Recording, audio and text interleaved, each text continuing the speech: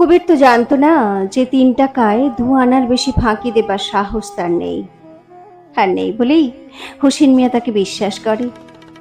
5টা টাকা কবির কোনো দিন চুরি করতে পারবে না। শুধু সাহসের অভাবে নয়, 2 আনার বেলায় যে বিবেক তার চুপ করে থাকে, 5 টাকার বেলায় তাই গর্জন করে উঠবে। টাকাগুলো কোমরে বেঁধে কুবের লক্ষা ও চণ্ডীর দিকে চাইল। তারপর 2টো পয়সা সে ছুঁড়ে দিল ছেলেদের দিকে। পয়সা দুটো কুড়িয়ে নিয়ে দুজনে চোখের পলকে অদৃশ্য হয়ে গেল। এমন সময় দেখা গেল আলু থালু বেশি একটি মেয়ে ঘাটের দিকে ছুটে আসছে। নৌকার উপর আমিনন্তি চঞ্চল হয়ে উঠল। হোসেন বলল, নাও খোলো কবির। খোঁটা থেকে নৌকার দড়ি খুলে শম্ভু হাতে ধরে রেখেছিল। সে লাফিয়ে নৌকায় উঠে পড়ল। আমিনুদ্দির মেয়ে যখন ঘাটে একেবারে জলের কিনারা পর্যন্ত এসে দাঁড়িয়ে পড়ল, নৌকা তফাতে সরে গিয়েছে। বাপজান, বাপজান বলে আকুল হয়ে মেয়েটা কাঁদতে লাগলো। নদীতে বুঝি সে ঝাঁপি দিয়ে বসে। উলুপি ছাড়া ঘাটে স্ত্রীলোক নেই যে ওকে ধরবে। উলুপি কলসি কাঁখে জল নিতে এসেছে। আমিনুদ্দির মেয়েকে তার ছোঁবার উপায় নেই, কিন্তু এখন সে কথা ভাববার সময় নয়। সেই মেয়েটাকে জড়িয়ে ধরে রাখল। আমিনুদ্দিন হেঁকে হেঁকে মেয়েকে বলতে লাগলো, সে ফিরে আসবে, 2 দিন পরে নিশ্চয়ই ফিরে আসবে। মৃদু মৃদু বাতাস বইছিল। শম্ভু ও বগা বাদাম তুলে দিল। তারপর কেতুপুরের ঘাট দূর থেকে দূরে সরে অদৃশ্য হয়ে গেল। কুবের আমিনুদ্দির কাছে এসে বলল, মাই আরে কইয়া আসো নাই? আমিনুদ্দি মাথা নাড়ল। দাঁড় বাইবার প্রয়োজন ছিল না। আস্তে আস্তে বাতাসের জোর বেড়েছে। বাদাম উঠেছে ফুলে। কুবের এবার নিশ্চিন্ত হয়ে বসে নিজের রাজ্যপাট ও প্রজাপুঞ্জের দিকে চেয়ে দেখতে লাগলো। রাজ্য প্রকাণ্ড, বসবার শোবার স্থানাভাব নেই।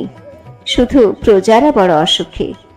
মাঝবয়সী রমণীটি পরিচয় নিয়ে কুবের জানতে পারল রসুলের সে বোন।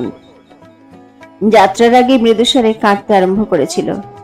কত গ্রাম তারা পার হয়ে এসেছে, এখনো থেকে থেকে সে চোখ মুছছে।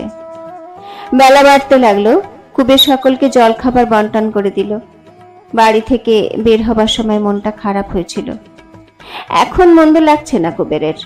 নদীকে সে বড় ভালোবাসে। নদীর বুকে ভেসে চলার মতো সুখ আর নেই।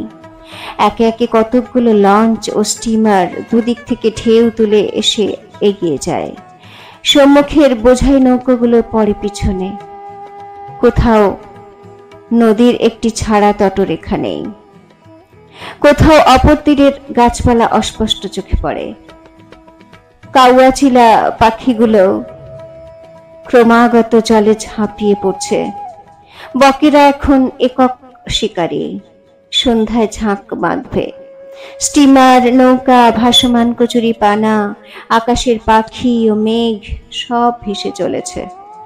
তীরের দিকে চেয়ে মনে হয় জলের সীমায় মাটির তীরভূমিও বুঝি লঘু গতিতে চলেছে পিছনে। তবু নদী ছাড়া সবই বাহুল্য। আকাশের রঙিন মেঘ ও ভাসমান পাখি, ভাঙন ধরা তীরে শুভ্র কাশ ও শ্যামল তরু, নদীর বুকে জীবনের সঞ্চালন, এসব কিছুই যদি না থাকে, শুধুই এই বিশাল একাভিমুখী জলস্রোতকে পদ্মার মাঝি ভালোবাসবে সারা জীবন।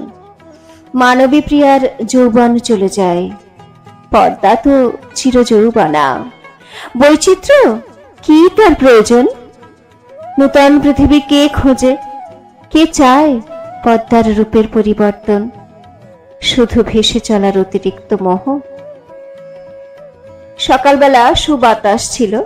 তারপর বাতাস দিক পরিবর্তন করলো। বিশেষ কিছু অসুবিধা তাতে হলো না। দাঁড় টানতে কোনো কষ্ট হয়নি। নদীর স্রোতই নৌকা ঠেলে নিয়ে চলেছে। ফিরবার সময় উজান ঠেলে আসতে প্রাণ বের হয়ে যাবে বটে। এখন আরামের অন্ত নেই। মধ্যাহ্নে নৌকো ভিড়িয়ে রান্নার আয়োজন করা হলো। 2টো উনুন খুঁড়ে দুটোতে 2টো হাঁড়িতে চাপানো হলো ভাত। কাছের গ্রামে তরি তরকারি মিলল। নিজেদের জন্য রাতবার ভাতটা কুবেরের উপরেই পড়েছিল। অদূরে রন্ধনরতা রসুলের বোন নছিবনকে দেখতে দেখতে কুবের মনে মনে একটু আফসোস করল। ভাবল, কি ক্ষতি মুসলমানের রান্না খেলে। ডাঙ্গার গ্রামে যারা মাটি ছেনে জীবিকা অর্জন করে তাদের মধ্যে ধর্মের পার্থক্য থাক, পদ্মা নদীর মাঝিরা সকলে এক ধর্মে। গণেশ, শম্ভু ও বগা সঙ্গে না থাকলে কুবের তো নিজের জন্য রাঁধতে বসত না। খাওয়া দাওয়ার পর আবার নৌকো চলল। রাত্রি 9-10টার সময় একেবারে নদীর কিনারায় সুষুপ্ত একখানি গ্রামের পাশে সেদিনকার মতো স্থগিত করা হলো যাত্রা। তৃতীয় দিন অপরাহ্নে পাওয়া গেল পদ্মা ও মেঘনার সঙ্গম। নদী এখানে সাগরের মতোই পারাপারহীন। সন্ধ্যার দেরি নেই দেখে কুবের সেদিন নৌকা বাঁধল। এদিকে সে আগেও এসেছে বটে, কিন্তু নদী ভালো করে চেনা নয়। সন্ধ্যার পর নৌকো চালাতে সে সাহস করল না। পরদিন চাঁদপুরে নৌকা ফিরল। ভালোই ভালোই এতখানি পথ এসে কুবেরের মনে আনন্দ ধরে না। একবার হোসেন মিয়া এসে পড়লেই সে সম্পূর্ণ নিশ্চিন্ত হতে পারে। জাহাজ ঘাটে স্টিমার ফিরলে কুবের গিয়ে যাত্রীদের অবরোহণ পত্রের মুখে দাঁড়িয়ে থাকে। মোটঘাট নিয়ে দেশ বিদেশের কত নরনারী তার সামনে দিয়ে রেল স্টেশনের দিকে চলে যায়। কুবেরের উৎসুক দৃষ্টি অনুসন্ধান করে হোসেনকে। সমস্ত যাত্রী নেমে আসবার পরেও সে অনেকক্ষণ দাঁড়িয়ে থাকে। হোসেন এলো 3 দিন পরে রাত্রে স্টিমারে। প্রতীক্ষা করতে করতে কুবের চঞ্চল হয়ে উঠেছিল। হোসেনকে দেখবা মাত্র সমস্ত চাঞ্চল্য তার অন্তর্হিত হয়ে গেল। নির্ভয়, নিশ্চিন্ত, রহস্যময়, সদানন্দ মানুষটির সাহচর্যে মুহূর্তে সকল উত্তেজনা জুড়িয়ে যায়। কঠিন কর্তব্য সম্পন্ন করার গর্ব, আগামী কর্তব্য সম্পাদনের দুর্ভাবনা, কিছুই আর অবশিষ্ট থাকে না।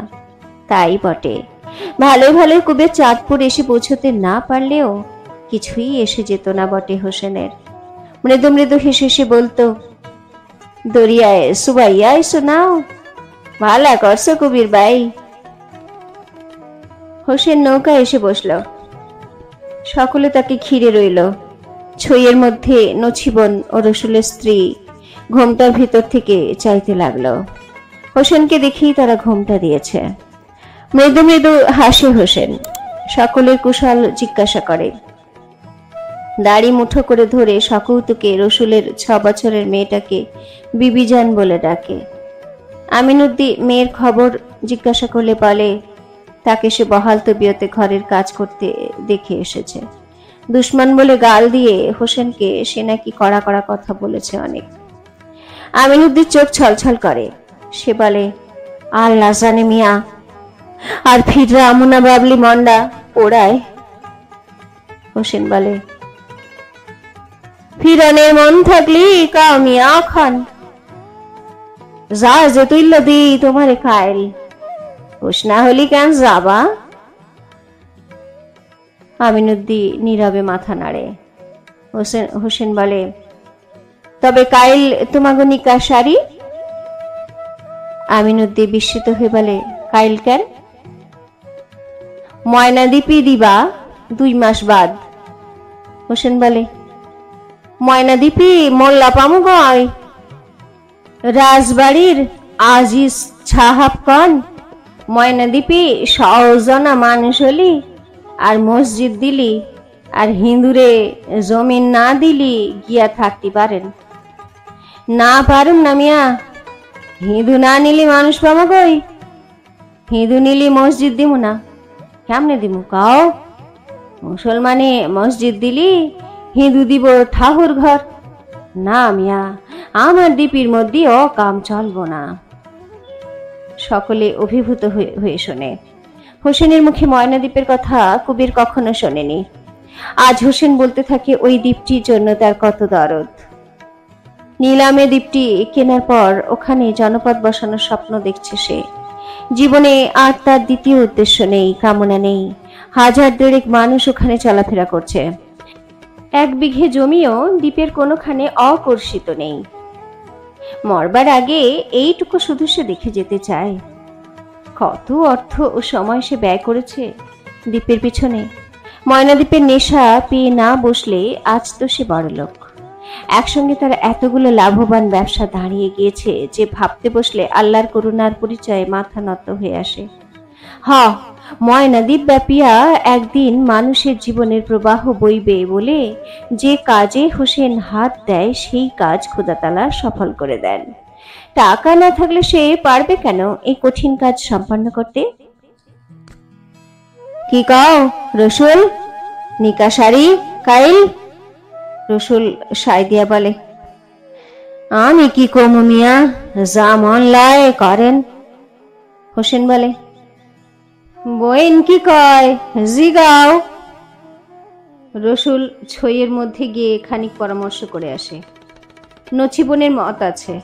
আমিনুদ্দিন নিঃশব্দে বসে থাকে, আপন মনে কি যেন ভাবতে থাকে বন্দরের আলোকমালার দিকে চেয়ে। কুবের সবিস্ময়ে হোসেনের প্রত্যেকটি ভাবভঙ্গি লক্ষ্য করে। কি প্রতিভা লোকটার, কি মনের জোর! যেখানে যত ভাঙাচোরা মানুষ পায় কুড়িয়ে নিয়ে জোড়াতালি দিয়ে নিজের দ্বীপে রাজ্য স্থাপন করছে। প্রজাবৃদ্ধির ব্যবস্থার দিকে তার সজাগ দৃষ্টি। হোসেনের উদ্দেশ্যই হয়তো তাই। আমিনুদ্দির মতো জীবনযুদ্ধে ক্ষতবিক্ষত, হতাশ ও নিরুৎসাহ মানুষগুলোকে আসলে তার প্রয়োজন নেই। ওরা তার দ্বীপটিকে যে নবীন নরনারীতে ভরে দেবে, সে তাদেরই প্রতীক্ষা করে আছে। অনেক রাত্রে হোসেন বিদায় গ্রহণ করল। নৌকায় তখন জল্পনা কল্পনার অন্ত রইল না। প্রথম বিষয়টা কেটে যাওয়ার পর আমিনুদ্দির সঙ্গে সকলে হাস্য পরিহাস জুড়ে দিল। ঠাট্টা করতে বড় মজবুত শম্ভু। তার একটা কথায় নৌকায় হাসির কলরব উঠতে লাগলো। ছইয়ের মধ্যে অমনি দুটি পর্যন্ত মাঝে মাঝে খিলখিল করে হেসে উঠে মুখে কাপড় চাপা দিতে লাগলো। পরদিন আমিনুদ্দির সঙ্গে নছিবনের নিকা হয়ে গেল। তার পরের দিন কতগুলো চাষের যন্ত্রপাতি, 3-4 বস্তা আলু, 1 পিপে সর্ষের তেল, কাঠের একটা বাক্স বোঝাই নুন, কতগুলো সস্তা বিলিতি কম্বল, 1 বস্তা কাপড় জামা, এইসব অজস্র জিনিসপত্র হোসেন নৌকা বোঝাই করে ফেলল। রাত্রি প্রভাত হলে বলল, নাও খোলো কবির ভাই। কোন দিকে যামু মিয়া ভাই? হোসেন বলল, সমুন্দর। সারাদিন এই তীর ঘেঁষে নৌকো চলল। কেতুপুরের পদ্মায় যে নৌকাকে অত্যন্ত বৃহৎ মনে হয়েছিল, এখন সেটিকে কুবেরের মোচার খোলা বলে মনে হতে লাগলো। পরদিন অপরাহ্নে নোয়াখালী জেলার নারিকেল বৃক্ষপ্রপূর্ণ তীরভূমিতে নৌকা বাঁধা হলো। এদিকে কুবের কখনো আসেনি। বিস্ময়ের সঙ্গে সে হোসেনকে জিজ্ঞাসা করলো, এই কি সমুন্দর? হোসেন একখানা ম্যাপ বের করলো। আঙুল দিয়ে সে কুবেরকে চেনাতে লাগলো। মেঘনার মোহনার দ্বীপগুলো, সিদ্ধিদ্বীপ, বিদৌদ্বীপ, সন্দ্বীপ, হাতিয়া প্রভৃতি। আরো পশ্চিমে মানপুর দ্বীপ, দক্ষিণ সারাজপুর, বন্দরা দ্বীপ। আর ওই যে ছোট ছোট বিন্দুগুলো দেখা যায় 22 নম্বর মোটা লাইনটার উপরে, ওগুলো মানিক দ্বীপপুঞ্জ। চিনতে পারছো কুবের? আর ওই পূব পশ্চিমের 22 নম্বর লাইন আর উত্তর দক্ষিণের এই 91 নম্বর লাইনটা যে বিন্দুতে পরস্পরকে অতিক্রম করেছে, এই বিন্দুটির কিছু উত্তর পূর্বে ওই যে একটি সবুজ বিন্দু দেখা যায়, ওর নাম ময়নাদ্বীপ। জানে কুবের, ওরই নাম ময়নাদ্বীপ। আর ঘন্টা 10 নৌকো বেয়ে তারা নোয়াখালীর তীরভূমিকে পিছনে ফেলবে। তারপর হাতিয়া ডাইনে রেখে ধনমানিক দ্বীপ ছুঁয়ে ধনমানিক দ্বীপ আর বাবনাবাদ দ্বীপের যোগাযোগ রেখার সঙ্গে 42 ডিগ্রি কোণ করে পূর্ব দক্ষিণে নৌকো বাইলে একদিনে ময়নাদ্বীপে পৌঁছানো যাবে। কুবের ভালো বুঝতে পারে না, হাঁ করে নকশার রেখা ও লেখাগুলোর দিকে চেয়ে থাকে। কে জানে ওর মধ্যে মধ্যে ডাঙা ও জলের পার্থক্য কি কৌশলে আঁকা আছে। সে তো কোনো প্রভেদ বুঝতে পারে না।